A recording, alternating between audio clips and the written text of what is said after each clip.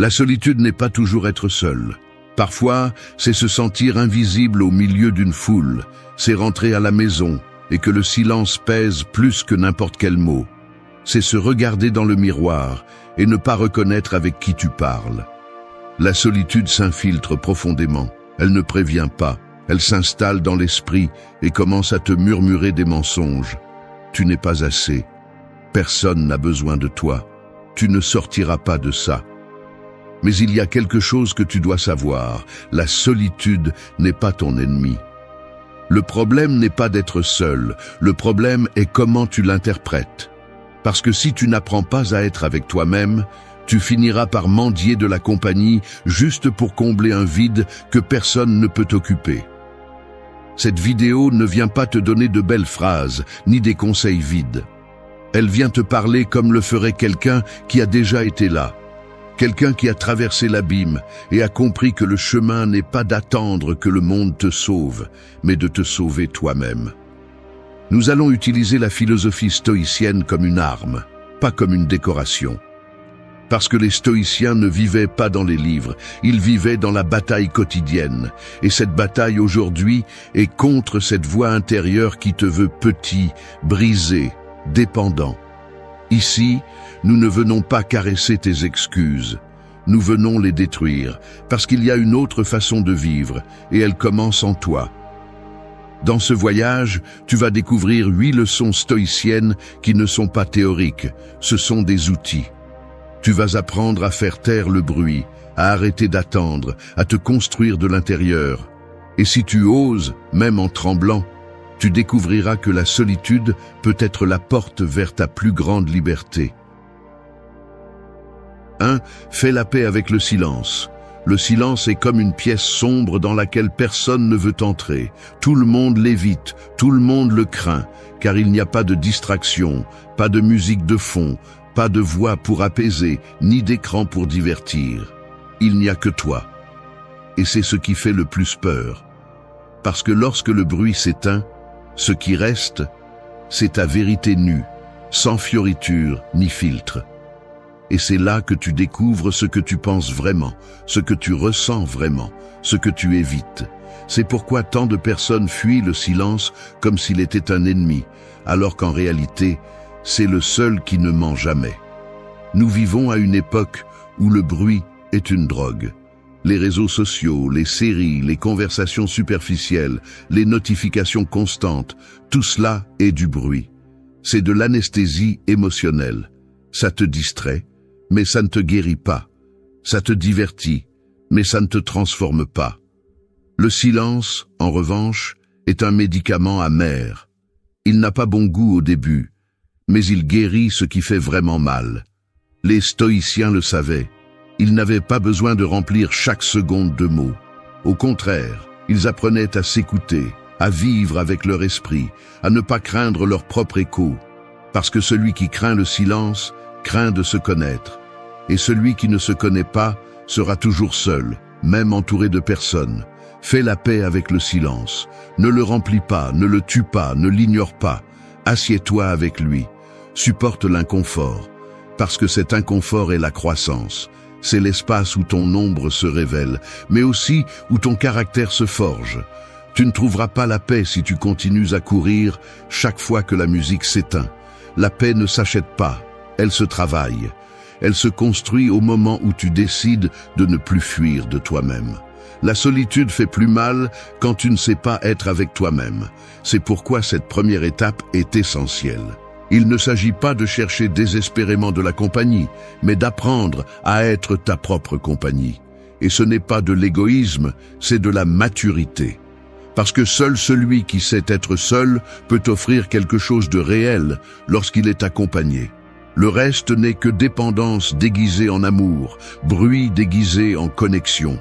La prochaine fois que tu te sens seul, ne prends pas ton téléphone, ne mets pas de musique, ne remplis pas ce vide avec la première chose que tu trouves. Reste tranquille, respire, écoute ce silence qui te dérange tant. Derrière ce vide, il y a des réponses que tu cherches depuis des années à l'extérieur. Et non, ce ne sera pas confortable. La vérité ne l'est jamais. mais ce sera nécessaire, parce que lorsque tu te fais ami du silence, tu te fais ami de toi-même. Et c'est la relation la plus importante que tu auras dans toute ta vie. Si tu ne peux pas passer 1 heure en silence avec toi-même, alors il y a une guerre à l'intérieur que tu ignores. Et les guerres ne se résolvent pas en faisant du bruit. Elles se résolvent avec du courage. Le courage de regarder à l'intérieur sans filtre, de faire face à ce que tu n'aimes pas, de t'asseoir dans l'inconfort jusqu'à ce qu'il cesse de te faire peur. C'est la pratique stoïcienne. Ce n'est pas fermer les yeux, c'est les ouvrir plus que jamais. C'est transformer le silence en un temple, pas en une prison. Fais la paix avec le silence, non pas comme une punition, mais comme un entraînement. Parce que ce n'est que lorsque le bruit meurt que la vérité peut parler. Et tu as besoin de l'entendre, non pas pour souffrir, mais pour te libérer. 2. Arrête d'attendre un sauvetage. Attendre que quelqu'un te sauve, c'est comme être coincé dans un puits profond, regarder vers le haut en espérant voir une corde tomber du ciel, tout en oubliant que tu as des ongles, de la force et un mur à escalader. L'idée d'un sauvetage est séduisante, elle te fait te sentir moins responsable, elle te permet de t'asseoir et d'attendre que quelque chose ou quelqu'un change ta vie. Mais cette attente, lorsqu'elle se prolonge, devient un poison lent qui t'immobilise, t'éteint et te fait sombrer davantage. La solitude, lorsqu'elle est vécue dans l'illusion du sauvetage, devient une dépendance émotionnelle. Tu commences à regarder à l'extérieur comme s'il s'agissait de la seule sortie possible. Un message, un appel, une nouvelle relation, quelqu'un qui arrive pour te dire que tu as de la valeur, que tu comptes, que tu n'es pas seul. Mais la dure vérité est que personne ne vient. Et si quelqu'un vient, il ne va pas te combler de manière durable, parce que ce qui manque à l'intérieur ne peut pas être comblé par quelque chose de l'extérieur. Cette idée doit être brisée sans anesthésie. Personne ne va te sauver, personne n'a cette mission. Et si tu ne l'acceptes pas, tu passeras toute ta vie coincé dans la frustration que le monde ne réalise pas tes fantasmes. Les stoïciens l'avaient bien compris. Ils ne mettaient pas leur paix, leur force ou leur liberté entre les mains des autres, parce qu'ils comprenaient que la seule chose qu'ils pouvaient contrôler était leur esprit, leur caractère, leur réaction. Ils n'attendaient pas que la vie soit juste, que les gens soient constants, que les choses se passent comme ils le voulaient. Ils s'entraînaient à se soutenir de l'intérieur, à ne pas dépendre, à être leur propre centre. Et ce n'est pas de la froideur, c'est du pouvoir. Quand tu arrêtes d'attendre un sauvetage, quelque chose en toi change. Tu n'agis plus par nécessité, mais par décision. Tu ne rampes plus pour avoir de la compagnie. Maintenant, tu choisis avec qui partager. Tu ne t'effondres plus à chaque absence. Maintenant, tu comprends que chaque vide est une opportunité pour renforcer ta propre présence. C'est ça, la liberté. Pas celle qui sonne bien dans les phrases motivantes, mais la vraie, celle qui coûte, celle qui se gagne avec courage. La solitude te met face à face avec ta propre faiblesse. Et là, tu as 2 options. Continuer à attendre que quelqu'un la compense ou devenir toi-même la personne qui te manque. La deuxième option fait plus mal au début, mais elle te transforme. Parce que tu commences à te construire, à te connaître, à te respecter. Tu arrêtes de te voir comme une victime et tu te vois comme un guerrier qui a traversé l'enfer et qui est toujours debout. Cette vision change tout. Personne ne va arriver avec une carte, une lampe de poche ou une promesse que tout va s'améliorer. La sortie n'est pas quelqu'un, la sortie c'est toi.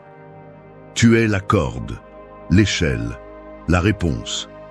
Et si cela semble dur, c'est parce que ça l'est. Mais c'est aussi la chose la plus puissante que tu peux assumer. Parce que cela te rend le contrôle, te rend la dignité, te rend la vie. Alors arrête de regarder vers la porte en espérant que quelqu'un entre. Regarde à l'intérieur et demande-toi qui tu as besoin d'être pour ne plus avoir besoin de personne. Non pas pour te fermer, non pas pour durcir, mais pour te soutenir fermement lorsque le monde ne t'offre rien. C'est la voie stoïcienne. C'est le chemin de celui qui n'attend plus de miracle, parce qu'il a compris que le véritable miracle est d'arrêter d'attendre et de commencer à agir. 3. Fortifie ton esprit comme une citadelle. Ton esprit est comme une ville exposée au monde. Si ces murs sont fissurés, n'importe qui peut entrer. Opinion, critique, rejet, solitude, peur, tout s'infiltre et prend le contrôle. Mais si cette ville est bien construite, si ces murs sont solides, tu peux être entouré de chaos et rester calme. Tu peux être seul et rester en paix. Non pas parce que l'extérieur a changé, mais parce que tu as changé à l'intérieur. C'est ce que faisaient les stoïciens. Ils ne construisaient pas des châteaux de fantaisie, ils érigeaient des forteresses internes. Ils n'attendaient pas que le monde soit sûr, ils faisaient de leur esprit l'endroit le plus sûr qu'ils connaissaient. La plupart des gens vivent avec l'esprit ouvert à toute attaque. Un mot suffit pour les faire s'effondrer, un souvenir suffit pour les paralyser, une absence suffit pour les faire sombrer. Parce qu'ils n'ont pas entraîné leur intérieur, parce qu'ils ne se sont jamais assis pour construire cette citadelle. Ils ont préféré décorer les façades, feindre la force, prétendre contrôler, mais à l'intérieur, ils restent vulnérables, fragiles, brisés. Et la solitude révèle cela sans pitié. Quand il n'y a personne pour te distraire, tu te confrontes à toi-même. Et si tu n'es pas préparé, ce que tu vois te fait s'effondrer. Fortifier ton esprit n'est pas t'isoler, c'est te protéger. Il ne s'agit pas de te fermer au monde, mais de ne pas laisser le monde te détruire. Et cela s'entraîne. Chaque fois que tu choisis le silence plutôt que le drame, tu élèves un mur. Chaque fois que tu réponds avec calme plutôt qu'avec anxiété, tu renforces une porte. Chaque fois que tu te dis la vérité, même si ça fait mal, tu construis une base solide. Cette pratique quotidienne est ce qui fait la différence entre quelqu'un qui survit à la solitude et quelqu'un qui s'y noie. Les stoïciens voyaient l'esprit comme un bastion. Marc Aurèle disait que le bonheur de ta vie dépend de la qualité de tes pensées. Pas du climat, pas de l'argent, pas du nombre de personnes qui t'entourent. De ce que tu penses, de comment tu interprètes ce qui t'arrive, de ce que tu décides de croire sur toi et sur la vie. Si tu ne maîtrises pas ton esprit, il te dominera. Et crois-moi, un esprit sans discipline est l'ennemi le plus dangereux que tu peux avoir. Tu dois faire de ton esprit un endroit où tu peux toujours revenir. Un refuge au milieu de la tempête, parce qu'à l'extérieur, tu n'as pas de garantie. Des personnes vont partir, des relations vont se terminer, la vie va changer. Mais si tu es solide à l'intérieur, rien de tout cela ne te brise. Ça te secoue, oui, ça te fait mal, bien sûr, mais ça ne te brise pas. Parce que tu n'es plus fait de verre, tu es fait de pierre, de feu, de volonté, d'expérience transformée en sagesse. Il ne s'agit pas de devenir froid, il s'agit de devenir fort. Arrêtez de réagir à tout, arrêtez de dépendre de tout, pouvoir être seul et ne pas te sentir vide, pouvoir perdre et ne pas te désintégrer, pouvoir regarder à l'intérieur et respecter ce que tu vois. Ce n'est pas de l'arrogance, c'est de la discipline, c'est de la liberté. Parce que lorsque tu construis cette citadelle mentale, personne ne peut te gouverner si tu ne le permets pas. Personne n'a le pouvoir de te définir, de te détruire, de te manipuler. Fortifie ton esprit, fais-le chaque jour, avec ce que tu lis, avec ce que tu penses, avec ce que tu tolères, avec ce que tu décides d'arrêter de permettre. C'est la véritable sécurité. Elle n'est pas à l'extérieur, elle est en toi, et quand tu le comprends, tu ne cherches plus de mur chez les autres, parce que tu es déjà un mur, une citadelle dans laquelle tu peux vivre en paix, même au milieu du vide. 4. Embrasse chaque moment comme si c'était ton choix. Imagine que tu marches sous la pluie sans parapluie. Tu pourrais maudire le temps, courir, te plaindre, regarder le ciel en espérant qu'il s'arrête. Ou tu pourrais décider de marcher comme si tu avais choisi de te mouiller, lever la tête, sentir chaque goutte et continuer à avancer sans peur. Quand tu fais ça, quelque chose change. Tu n'es plus la victime du moment. Tu l'habites. Tu l'acceptes comme tien. Tu ne le nies pas, tu ne le rejettes pas, tu l'embrasses. Et cette attitude, cette façon d'assumer ce que tu as à vivre, est l'une des clés les plus profondes du stoïcisme. Être seul fait plus mal quand tu te dis que tu ne devrais pas l'être, quand tu le vois comme une punition, comme un signe d'échec, comme une tragédie. Mais si tu le regardes en face et décides de l'assumer comme une étape que tu choisis de traverser avec conscience, Alors tu arrêtes de souffrir pour ce que tu ne peux pas changer et tu commences à te transformer avec ce que tu peux contrôler. Ton attitude, ta présence, ta façon d'habiter le présent. Parce que même si tu ne contrôles pas tout ce qui t'arrive, tu peux toujours choisir comment réagir. Les stoïciens ne se faisaient pas victimes de la vie. Ils savaient que beaucoup de choses ne dépendaient pas d'eux. La mort, la perte, la trahison, l'absence. Mais au lieu de lutter contre la réalité, ils décidaient d'en faire leur allié. Si la vie les laissait seuls, ils utilisaient ce temps pour se renforcer. S'ils ne pouvaient pas changer une situation, ils l'affrontaient comme si c'était un choix conscient. Non pas parce qu'ils étaient naïfs, mais parce qu'ils comprenaient que la résistance constante à l'inévitable ne génère que de la souffrance inutile. La solitude peut être un maître brutal, mais elle peut aussi être un chemin vers l'éveil si tu apprends à l'embrasser. Non pas avec résignation, mais avec pouvoir. Comme celui qui dit « c'est ce qu'il y a et je vais l'utiliser pour grandir ». Il ne s'agit pas de tout justifier, il s'agit de ne pas laisser l'inévitable te couler. Parce que tant que tu continues à souhaiter que les choses soient différentes, tant que tu continues à attendre un autre scénario, une autre histoire, une autre compagnie, tu seras lié à une illusion. Et l'illusion fait toujours plus mal que la réalité. Chaque moment difficile que tu vis est une opportunité de décider comment tu vas te forger. Tu peux continuer à résister, à te battre avec ce que tu ne peux pas changer, ou tu peux dire « ceci est à moi, je ne l'ai pas choisi, mais je vais agir comme si je l'avais choisi, parce que cela me donne du pouvoir, parce que cela fait de moi le protagoniste, pas le prisonnier. » Cette mentalité ne s'apprend pas du jour au lendemain. Elle se forme, elle se travaille, elle exige. Mais une fois que tu en fais partie, tu arrêtes de porter la culpabilité, la frustration, le poids de ce qui n'est pas. Embrasse chaque moment comme si c'était ton choix. Cela ne signifie pas que tout te plaît, cela signifie que tu assumes tout. Que plutôt que de fuir l'inconfort, tu l'utilises pour devenir plus conscient, plus fort, plus éveillé. Parce que la vie n'est pas un scénario que tu écris. C'est une série de tests, de situations qui arrivent sans prévenir. Et tu décides si elles te brisent ou te construisent. Quand tu arrives à vivre ainsi, même les moments les plus durs cessent de te faire peur. Parce que tu sais que tu n'es pas à la merci du hasard. Tu es présent, éveillé, prêt à agir. Et alors, même dans la solitude, tu trouves un sens. Parce que tu n'attends pas que la vie change. Tu changes toi. 5. Brise la prison de ta perception. L'esprit peut être comme une cellule, avec des barreaux invisibles. Personne ne t'a enfermé, il n'y a pas de verrou, pas de garde, mais tu ne bouges pas.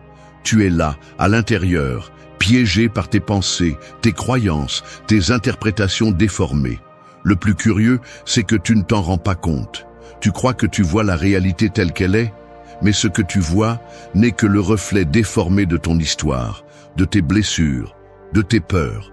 C'est ce qui est le plus dangereux, vivre dans une prison que tu ne reconnais même pas comme telle. La solitude n'est souvent pas le problème.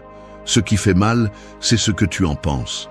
Tu te répètes que tu es seul parce que tu ne vaux rien, parce que personne ne t'aime, parce que tu ne t'intègres pas, parce que quelque chose ne va pas chez toi. Tu achètes ce discours sans le remettre en question. Mais qui t'a dit que c'était vrai? À quel moment as-tu décidé d'y croire? C'est là que les stoïciens entrent en force. Ils ne croyaient pas tout ce qu'ils pensaient. Ils savaient que l'esprit est un champ de bataille où chaque pensée a le pouvoir de t'élever ou de te détruire. C'est pourquoi ils entraînaient leur perception, non pas pour nier la réalité, mais pour la voir clairement. Épictète le disait sans détour, ce ne sont pas les faits qui nous affectent, mais l'opinion que nous avons d'eux. Ce n'est pas la solitude qui te tue de l'intérieur, c'est l'interprétation que tu en fais. C'est cette voix intérieure qui ne cesse de te répéter que tu es incomplet, que tu as besoin de quelqu'un, que tu es mal. Cette voix n'est pas la vérité, c'est une habitude mentale. C'est un récit qui s'est construit à un moment de ta vie et que tu continues à répéter sans le remettre en question. Briser cette prison, c'est commencer à regarder la vie avec de nouveaux yeux. C'est te demander si ce que tu penses est vraiment vrai ou si ce n'est qu'un reflet de ta douleur. C'est te rendre compte que tu peux être seul sans te sentir abandonné, que tu peux avoir du silence sans te sentir vide, que tu peux être en pause sans penser que tu échoues. Changer ta perception n'est pas de l'auto-tromperie, c'est du nettoyage. C'est éliminer les déchets mentaux qui se sont accumulés au fil des années et qui contaminent chaque expérience que tu vis. Tu dois examiner tes croyances comme un guerrier examine son armure. Est-ce que cela me protège ou m'affaiblit? Est-ce que cela me pousse ou me retient? Si ce que tu penses te paralyse, alors il est temps de le briser. Et cela ne se fait pas avec de bonnes intentions, cela se fait avec une action quotidienne. En observant tes pensées, en les écrivant, en les disant à voix haute, en les contredisant avec des faits, l'esprit se discipline comme le corps, avec effort et répétition. Tu ne peux pas espérer des résultats différents si chaque jour tu nourris la même narration défaitiste. La perception est comme un filtre qui peut devenir ton pire ennemi ou ton meilleur allié. Lorsque tu le nettoies, tu commences à voir la réalité avec plus d'objectivité. Et là, dans cette clarté, la solitude cesse d'être une punition. Elle devient une étape, une pause, une opportunité. Parce que ce n'est pas ce que tu vis, c'est comment tu l'interprètes. Et tu as le pouvoir de changer cette interprétation. Pas de manière magique, mais avec un travail conscient, avec concentration, avec la volonté d'arrêter de te mentir à toi-même. Brise la prison de ta perception. Abat les idées qui t'affaiblissent. Remets en question tout ce qui te fait te sentir inférieur. N'accepte pas les pensées qui te traitent plus mal que tu ne traiterais quelqu'un que tu aimes. Parce que tant que tu croiras ces mensonges, tu resteras piégé, même si le monde est ouvert pour toi. Sors de là, tu n'es pas enfermé, tu es juste endormi, et il est temps de te réveiller. 6. Éteignez le bruit des comparaisons. Te comparer aux autres, c'est comme marcher avec un miroir brisé devant les yeux. Chaque pas que tu fais est déformé par des fragments qui ne t'appartiennent pas. Tu vois des reflets étrangers, des morceaux de vie que tu ne comprends pas tout à fait, des moments isolés qui ne racontent pas l'histoire complète, et pourtant tu décides que ce reflet vaut plus que ta réalité, et sans t'en rendre compte, tu perds le cap. Tu ne marches plus là où tu veux, tu marches là où tu penses que tu devrais être selon ce miroir qui ne montre que ce qui te fait te sentir inférieur. Les comparaisons sont du bruit. Elles ne sonnent pas fort comme une explosion, mais elles perforent lentement, comme une goutte constante qui t'affaiblit de l'intérieur. Elles te font douter de toi, minimiser tes réussites, détester tes processus, rejeter ton présent. Chaque fois que tu vois quelqu'un qui semble heureux, réussi ou accompagné, tu as l'impression que tu fais quelque chose de mal. Comme si la vie était une compétition, comme si tout le monde devait aller au même rythme, comme si ce que tu vois sur les réseaux, sur les photos ou dans les conversations détachées était toute la vérité. Mais ce n'est pas le cas. Ce que tu vois est une illusion soigneusement éditée. Personne ne publie sa solitude, son désespoir, son chaos. Personne ne montre les nuits où il se sent à bout. Et toi, en comparant ton intérieur à la surface des autres, tu crées une tempête inutile. Tu crois que tu es en retard, alors qu'en réalité, tu es sur ton propre chemin. Tu génères du bruit là où il devrait y avoir du silence pour t'écouter clairement. Les stoïciens comprenaient cela de manière radicale. Ils ne vivaient pas pour paraître, ils vivaient pour être. Ils ne se souciaient pas de la façon dont ils étaient vus, mais de la façon dont ils étaient à l'intérieur. Parce qu'ils savaient que la vraie paix ne se trouve pas dans les applaudissements des autres, mais dans la cohérence personnelle. Tu n'as pas besoin d'être plus que quiconque. Tu as besoin d'être plus toi, plus présent, plus concentré, plus conscient que ta valeur ne dépend pas de gagner une course que personne ne t'a demandé de courir. La solitude s'intensifie lorsque tu te regardes à travers le filtre des autres. Si tu penses que tu devrais avoir la vie de quelqu'un d'autre, ta réalité devient insuffisante. Mais ce n'est pas la solitude qui fait mal, c'est l'attente. C'est cette voix intérieure qui te dit que quelque chose ne va pas avec toi parce que tu ne corresponds pas aux normes que tu as toi-même fabriquées en regardant vers l'extérieur. Cette voix doit être réduite au silence.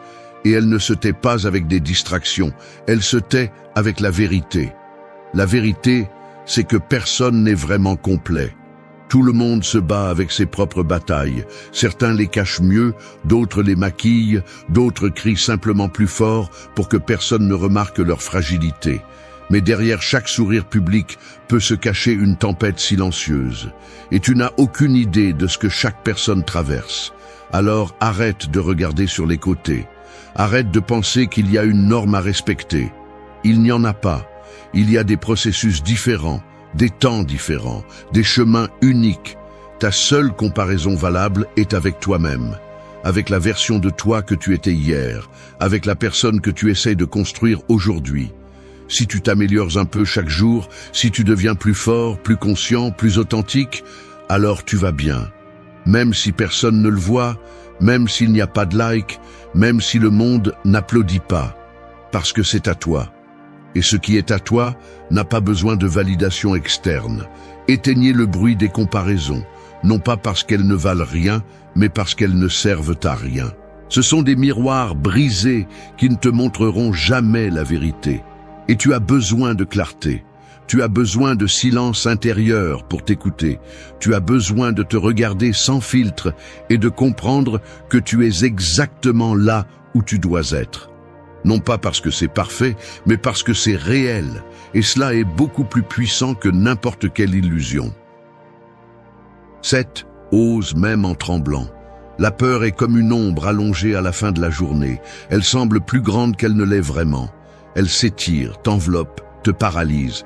Mais si tu t'approches, si tu l'affrontes, tu te rends compte qu'il ne s'agissait que de ta silhouette projetée par une lumière que tu ne contrôles pas.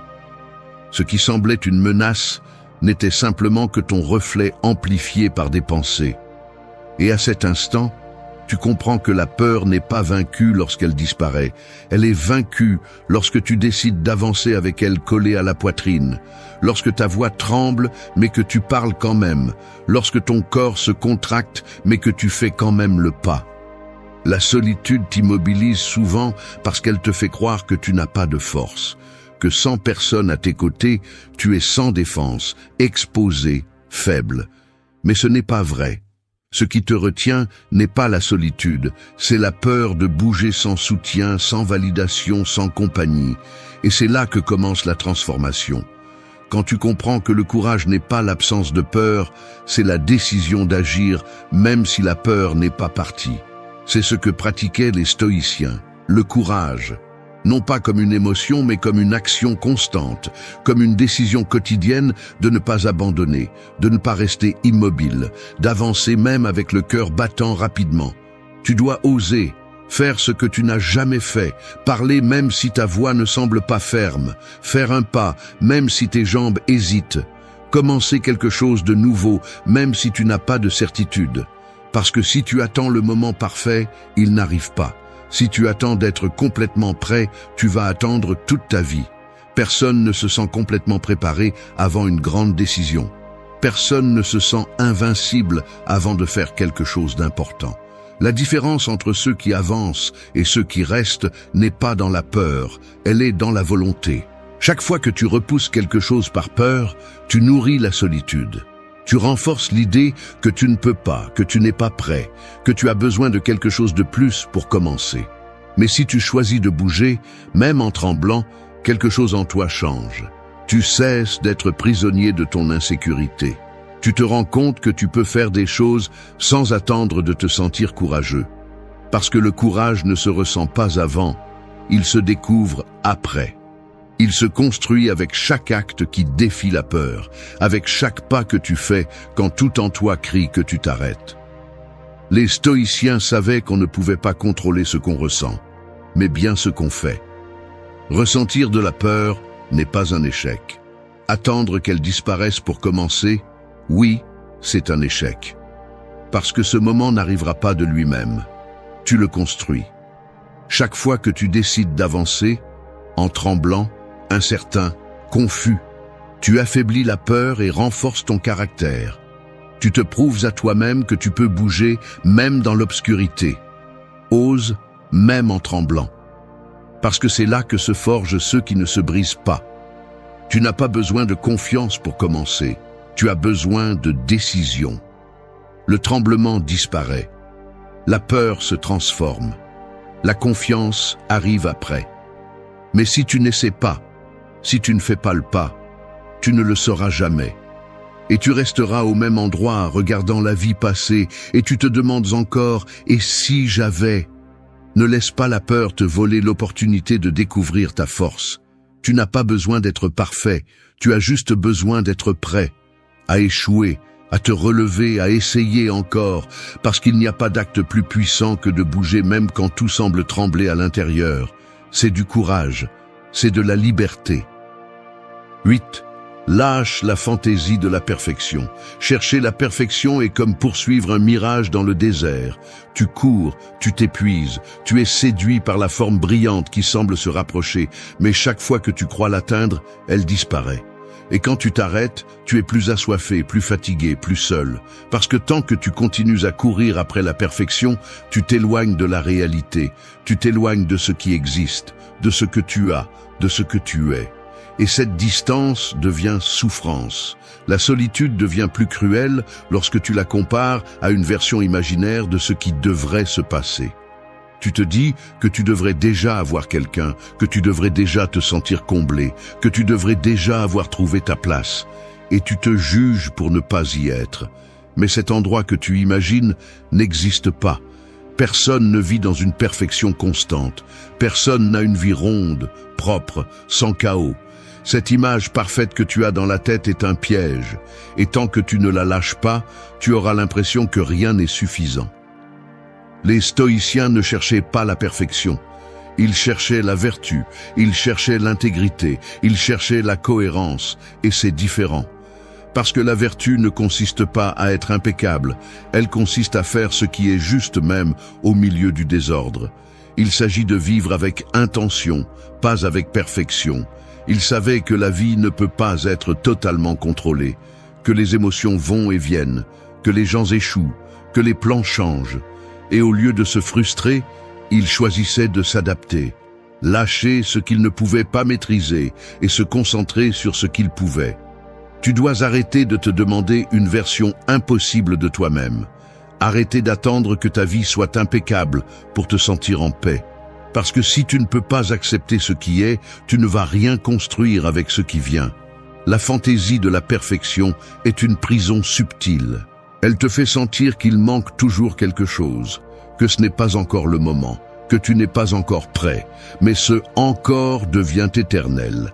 Et à la fin, ce que tu perds n'est pas la perfection, c'est ta vie entière à attendre qu'elle s'adapte à un moule faux. Lâche cette idée, accepte le chaos, accepte l'imperfection, accepte tes vides, tes erreurs, ton histoire brisée, non pas comme une excuse, mais comme un point de départ.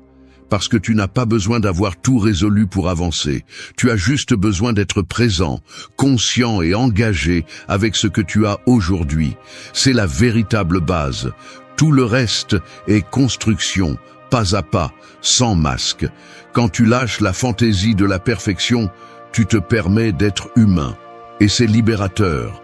Tu te permets de ressentir sans culpabilité, d'avancer sans garantie, d'être seul sans honte. Parce que tu comprends que ta valeur ne réside pas dans ton apparence polie, mais dans ta capacité à rester authentique. Et dans ce monde d'apparence, être authentique est déjà un acte de rébellion. C'est déjà une forme de pouvoir. Ne cherche pas des moments parfaits, cherche des moments vrais. Ne cherche pas des relations sans conflit, cherche des liens honnêtes. Ne cherche pas une version idéale de toi, cherche à être quelqu'un qui ne renonce pas. Parce qu'à la fin, la perfection ne connecte pas. Ce qui connecte, c'est l'authenticité, l'imperfection, ce qui lutte et continue, ce qui tombe et se relève, ce qui fait mal et se transforme. Lâche la fantaisie de la perfection. Parce que tant que tu continues à poursuivre cette illusion, tu continueras à te sentir seul, vide, déconnecté. En revanche, lorsque tu acceptes ce qui est, lorsque tu prends en charge ton présent sans attendre que tout soit comme dans tes rêves, c'est là que commence ta véritable liberté. Et avec cette liberté, la solitude cesse d'être un ennemi, elle devient une partie du chemin. un chemin réel, imparfait, mais profondément à toi. Merci d'être resté jusqu'à la fin de la vidéo. Si vous avez tout vu, commentez « Je suis stoïcien » comme notre signe secret, indiquant que vous êtes un véritable apprenant du stoïcisme. N'oubliez pas de vous abonner et de liker la vidéo si elle vous a plu. Rendez-vous dans la prochaine vidéo et rappelez-vous, continuez à cultiver votre esprit stoïque.